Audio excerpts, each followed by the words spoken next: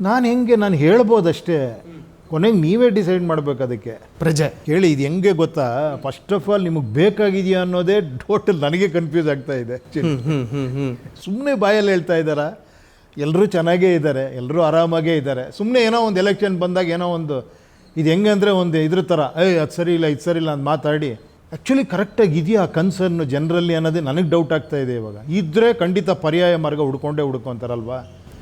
Again same thing ಕೇಳ್ತಾರ, ಇಷ್ಟು ವರ್ಷ ಎಕ್ಸ್ಪೀರಿಯನ್ಸ್ ಆದಮೇಲೆ ಮತ್ತೆ ನನಗೆ ಹೇಳ್ತಾರೆ ಹೋಗ್ಲಿ ಅದನ್ನೇ ಮಾಡಿ ಅಂತ. ಸರ್ ಈಗ ಅರ್ಥ ಮಾಡ್ಕೊಳ್ಳಿ. ಹೌದೌದು ಸರ್, ಈಗ ಎಲ್ಲೋ ಒಂದು ಕಡೆ ಸರ್ ನಾನೊಂದು ಕೆಲ ದುರ್ಬಲ ಮನಸ್ಸುಗಳು ಹಿಂಗೂ ಯೋಚನೆ ಮಾಡ್ಬೋದು, ನಮ್ಮನ್ನು ಉಪೇಂದ್ರ ಸರ್ ಅವರು ಎಲ್ಲೋ ಒಂದು ಭ್ರಮಾಲೋಕಕ್ಕೆ ಕರ್ಕೊಂಡು ಹೋಗ್ತಾ ಇದ್ದಾರೆ, ಒಂದು ಫ್ಯಾಂಟಸಿ ಜಗತ್ತಿಗೆ ನಂಬಬಹುದಾ? ಸೊ ಈ ಥರದ್ದು ಕೇಳಿ ಒಂದು ನಿಮಿಷ. ನಿಮಗೆ ಭ್ರಮಾಲೋಕಲ್ಲ, ನಾನು ನಿಮ್ಮ ಕೈಗೆ ಪಾರ್ಟಿನ ಕೊಟ್ಟಿದ್ದೀನಿ, ಓಕೆನಾ? ಒಂದು ಆ್ಯಪ್ ಕ್ರಿಯೇಟ್ ಮಾಡಿದ್ದೀನಿ, ಅದು ನಿಮ್ಮದೇ ಪಾರ್ಟಿ.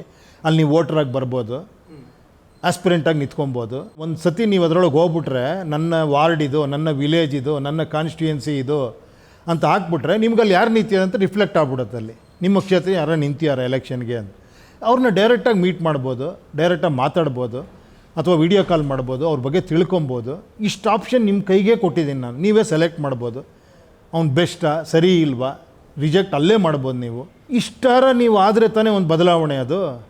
ಮತ್ತೆ ಒಂದು ಪಾರ್ಟಿ ನೀವೇ ಸೆಲೆಕ್ಟ್ ಮಾಡ್ಕೊಳ್ಳಿ ಸರ್, ಯಾರನ್ನಾರ ನಿಮ್ಮ ಮುಖ ನೋಡಿ ನಾನು ಯಾರಿಗೆ ಬೇಕಾದ್ರೂ ಓಟ್ ಹಾಕ್ತೀನಿ, ಈಗ ಬನ್ನಿ ನಮ್ಮ ಹತ್ರ, ನಾಳೆ ನೀವು ಬರ್ತಿರೋ ಇಲ್ಲೋ ಬೇಕಾಗಿಲ್ಲ, ನಿಮ್ಮ ನಂಬಿಕೆ ಇಲ್ಲ ನಮಗೆ, ನೀವು ಬರ್ತಿರೋ ಇಲ್ವೋ, ಈಗ ಬಂದು ನಮ್ಗೇನು ಬೇಕೋ ಅದು ಮಾಡಿಕೊಟ್ಬಿಡಿ. ಏನು ಹೇಳಿ, ನಿಮ್ಮನ್ನು 5 ವರ್ಷ ನಾನೇನು ಕೇಳಲ್ಲ.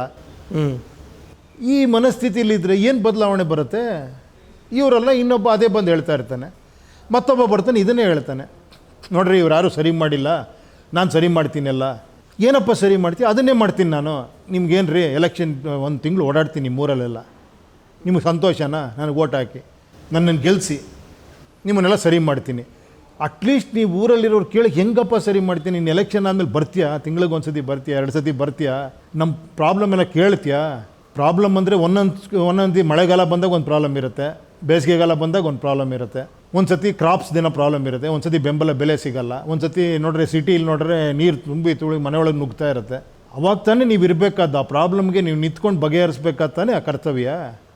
ಇದನ್ನಾರ ಕೇಳ್ಬೇಕು ತಾನೆ. ಹೌದು, ಇದನ್ನು ಕೇಳಿದೆ ಮಾಮೂಲಿ ಅದನ್ನೇ ಮಾಡಬೇಕು. ನಾನು ಕೂಡ ಯಾರು ಬಂದರೂ ಕೂಡ ಏನು ಸರ್ ಪ್ರಚಾರ ಇಲ್ಲ, ನೀವು ರೋಡ್ಗೆ ಇಳಿತಾ ಇಲ್ಲ, ದೊಡ್ಡ ಸಭೆ ಸಮಾರಂಭ ಮಾಡಿ ಮತ್ತೆ ಬದಲಾವಣೆ ಮಾತ್ರ ಬೇಕು ಅಂತಿದ್ದೀರಾ ಸರ್. ಇಲ್ಲಿ ಎಲ್ಲರನ್ನು ನಾವು ಇಂಟೆಲೆಕ್ಚುವಲ್ ಮಾಡೋದಕ್ಕೂ ಕೂಡ ಕಷ್ಟ ಅನ್ಸ್ಬಿಡುತ್ತೆ. ನೀವು ಇಂಟೆಲೆಕ್ಚುವಲ್ ಆಗಲಿಲ್ಲ ಅಂದರೆ ನಿಮ್ಮನ್ನು ಯಾರು ದೇವ್ರು ಬಂದರೂ ಕಾಪಾಡೋಕ್ಕಾಗಲ್ಲ, ಸಿಸ್ಟಮ್ ಅನ್ನು ಬದಲು ಮಾಡೋದಕ್ಕೂ ಆಗಲ್ಲ, ಏನೂ ಮಾಡೋಕ್ಕಾಗಲ್ಲ. ಬಟ್ ಚೆನ್ನಾಗಿರಿ, ಆರಾಮಾಗಿರಿ. ಮತ್ತು ಯಾಕೆ ಮತ್ತೆ ಆ ಒದ್ದಾಟ, ಏನೋ ಬದಲಾವಣೆ ಬೇಕನ್ನೋ ತೊಯ್ದಾಟ ಯಾಕೆ, ಒದ್ದಾಟ ಯಾಕೆ?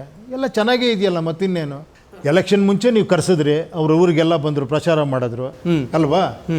ಇನ್ನೇನು ಮಾಡ್ಬೇಕು ನಿಮ್ಗೆ? ಮತ್ತೆ ನನಗೆ ಅರ್ಥ ಆಗ್ತಿಲ್ಲ. ಅದನ್ನೇ ನನ್ನ ಹತ್ರನೂ ಕೇಳ್ತಾ ಇದ್ದೀರಾ, ಅವರೇ ಮಾಡ್ತಾ ಇದ್ದಾರಲ್ವ, ಇನ್ನೇನು? ನಿಮಗೆಲ್ಲ ಕರೆಕ್ಟಾಗೇ ಇದೆ, ಸುಮ್ಮನೆ ಹೇಳ್ತಾ ಇದ್ದೀರಾ ನೀವು ಅದು ಸರಿ ಇಲ್ಲ ಇದು ಸರಿ ಇಲ್ಲ ಅಂತ ನನಗನ್ಸುತ್ತೆ ಅವಾಗ.